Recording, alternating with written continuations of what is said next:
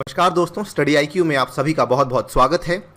एक latest development में भारत सरकार ने रक्षा के क्षेत्र में विनिर्माण को बढ़ाने के लिए, डिफेंस सेक्टर में मैन्युफैक्चरिंग को बढ़ाने के लिए एक नई नीति अनाउंस की है, एक नई पॉलिसी अनाउंस की है। और इस पर्टिकुलर पॉलिसी के अनुसार भारत की नज़र है बेसिकली 1.75 लाख करोड़ के टर्नओवर पे बाय द ईयर 2025। इस वीडियो में हम बात करेंगे किस तरीके से ये हमारे डिफेंस सेक्टर के लिए बहुत ही एक बड़ी और बहुत ही पॉजिटिव डेवलपमेंट है, किस तरीके से इस पर्टिकुलर डिफेंस पॉलिसी के थ्रू हम आत्मनिर्भर बन सकते हैं और इसकी मुख्य विशेषताएं और क्या क्या हैं। आइए स्टार्ट करते हैं मेरे साथ। मेरा नाम है फ्रांस। ये पूरा का पूरा डेटा जो है ये लिया गया है सिप्री के द्वारा। ठीक है, सिप्री बहुत ही रिलायबल डेटा ऑफर करती है। स्टॉकहोम में बेस्ड एक इंस्टीट्यूट है जो कि इस पूरे डेटा को यहाँ पर पेश करता है। खैर, यहाँ से बेसिकली ये चीज़ क्लियर होती है कि इंडिया एक बहुत ही बड़ा आर्म्स का इंपोर्टर है जो कि पिछले साल नंबर 2 पे रहा। ऑब्वियसली आर्म्स के इंपोर्ट को भारत को कम करने की जो चाह थी वो काफ़ी लंबे समय से थी। इनफैक्ट 6 फरवरी 2020 की ये न्यूज़ है जब हमारे प्रधानमंत्री ने एक बहुत ही ओवर एम्बिशियस टारगेट यहाँ पे रखा कि हम यहाँ पे अगले 5 साल के अंदर अंदर डिफेंस एक्सपोर्ट को $5 बिलियन तक ले जाएंगे। ठीक है, और इनफैक्ट इसमें क्या हुआ कि कुछ कुछ चीज़ें हमने करनी शुरू भी की। अगर आप देखें, फरवरी की वो न्यूज़ थी, मार्च में इंडिया के लिए बहुत ही पॉजिटिव डेवलपमेंट हुई। इंडिया पहली बार आर्म्स एक्सपोर्टर की लिस्ट में टॉप 25 में बेसिकली लिस्ट होना स्टार्ट हुआ। इसके पहले इंडिया काफ़ी नीचे आता था व्हेन इट बेसिकली हम बात करते थे आर्म्स एक्सपोर्टर की। इंपोर्टर में हम नंबर 1 थे लेकिन एक्सपोर्टर में हम बहुत ही नीचे थे। मार्च 2020 में इंडिया बेसिकली आ चुका था। हम आर्म्स इंपोर्टर में नंबर 2 पर थे और एक्सपोर्टर की लिस्ट में हम 23वें नंबर पे थे, जो कि काफ़ी बड़ी डेवलपमेंट थी भारत के डिफेंस के क्षेत्र के लिए। और आपको बता दूं, यहाँ पर भारत अपने रक्षा के जो प्रोडक्ट्स हैं, जो भी यहाँ पे रक्षा के क्षेत्र में बनाए जाते हैं प्रोडक्ट्स, वो आज की डेट में भारत 42 देशों को सप्लाई करता है। ये जानने के लिए कि यहाँ पे बेसिकली किन किन देशों को क्या क्या सप्लाई किया जाता है, मैंने आपको कुछ उदाहरण दिए हैं। ऑस्ट्रेलिया को ये दिए जाते हैं, अजरबैजान को ये head gear and armour plates दिए जाते हैं, जर्मनी को soft armour panels, suppression blanket and कई सारे और देशों को, नीदरलैंड्स, अमेरिका को, सिंगापुर को, South Africa, Thailand, Qatar, Lebanon, Iraq, Ecuador, Uruguay, Japan, Egypt, Guinea और इजराइल को ये सभी चीज़ें दी जाती हैं। आप यहाँ पे इनको देख सकते हैं।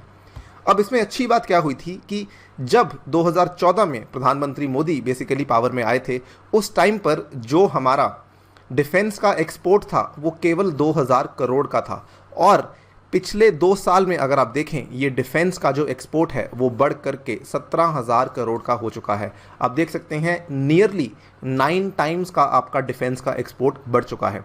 कहने का मतलब ये है कि हमने कुछ कुछ चीज़ें डेवलप तो डेफिनेटली की हैं, कई सारे पॉजिटिव स्टेप्स यहाँ पे डेफिनेटली देखने को मिले हैं। लेकिन ऑब्वियसली यहाँ पे स्कोप बहुत ज़्यादा बड़ा है। भारत बेसिकली जितनी ज़्यादा मैन्युफैक्चरिंग की कैपेसिटी रखता है, उसके अंतर्गत हम अपने डिफेंस सेक्टर को बहुत ज़्यादा पुश यहाँ पर कर सकते हैं। और इसी के चलते यहाँ पर गवर्नमेंट ऑफ इंडिया के द्वारा एक नई पॉलिसी पेश की गई है जिसके तहत हम देख रहे हैं 1.75 लाख करोड़ का टर्नओवर अगले 5 सालों के अंदर अंदर। ये पॉलिसी क्या है, अब इसके बारे में हम बात कर लेते हैं।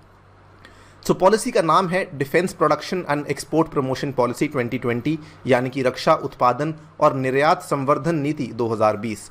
ये जो पॉलिसी है बेसिकली इसको ये ध्यान में रखते हुए बनाया गया है as a focused, structured and significant thrust to the production of military hardware and platforms for self reliance and exports. कहने का मतलब हम अपने लिए जो विनिर्माण है वो खुद करेंगे, हम आत्मनिर्भर बनेंगे और साथ ही में आत्मनिर्भर के साथ साथ हम इसका निर्यात भी करेंगे, यानी कि दूसरे देशों को भी हम सप्लाई करेंगे, जो कि हम अभी कम कर रहे हैं।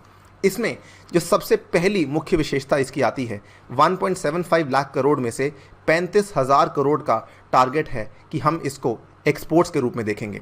अगले 5 साल में 1.25 लाख करोड़ के अंदर में से 35,000 करोड़ का हमारा एक्सपोर्ट होगा, ये टारगेट रखा गया है। एक्सपोर्ट्स किस किस सेक्टर में होंगे?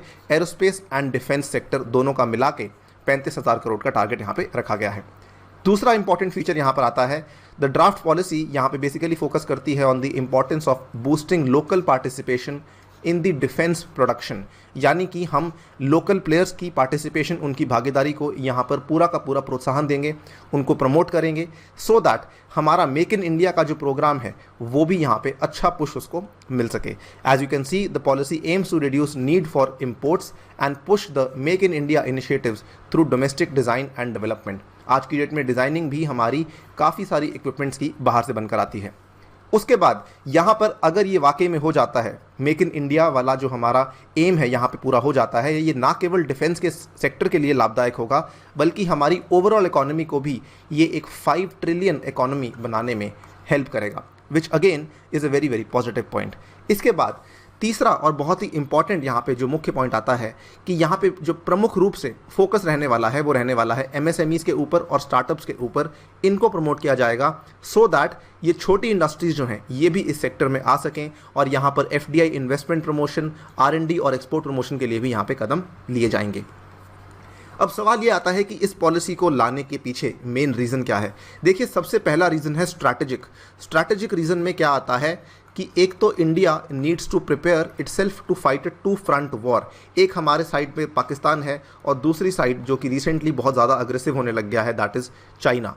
सो the need for modernisation of the armed forces may be viewed on the backdrop of a 2 side threat, एक साइड चाइना और एक साइड पाकिस्तान। वैसे तो हमारा पाकिस्तान पुराना एडवर्सरी रहा है, लेकिन चाइना की रिसेंट अग्रेशन की वजह से we need to be prepared for all this. Army ने भी बहुत बार बोल दिया है कि अब हम और यहाँ पे ढील नहीं बरत सकते हैं। चाइना की जो एक्सपेंशनिस्ट डिज़ाइंस हैं अलोंग दी LAC और पाकिस्तान का जो हिस्ट्री है हमारे साथ, इसके चलते we need to be prepared. And secondly, जो दूसरा कारण बनता है इस पॉलिसी को यहाँ पे लाने का, वो ये है डिफेंस का एक्सपेंडिचर। जो हमारा आज की डेट में रक्षा के क्षेत्र को लेके भारत सरकार का व्यय है उसको भी कम करना है।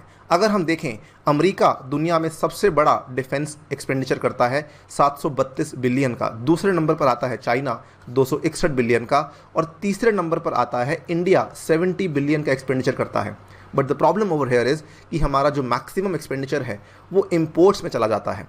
अब इस एक्सपेंडिचर को कम करने का एक ही तरीका है कि हम अपने इंपोर्ट्स कम करें, हम आत्मनिर्भर बने और हम दुनिया को भी एक्सपोर्ट करें। उसमें हमारा डिफेंस का बजट यहाँ पर पूरे की पूरी तरीके से ट्रांसफॉर्म हो सकता है।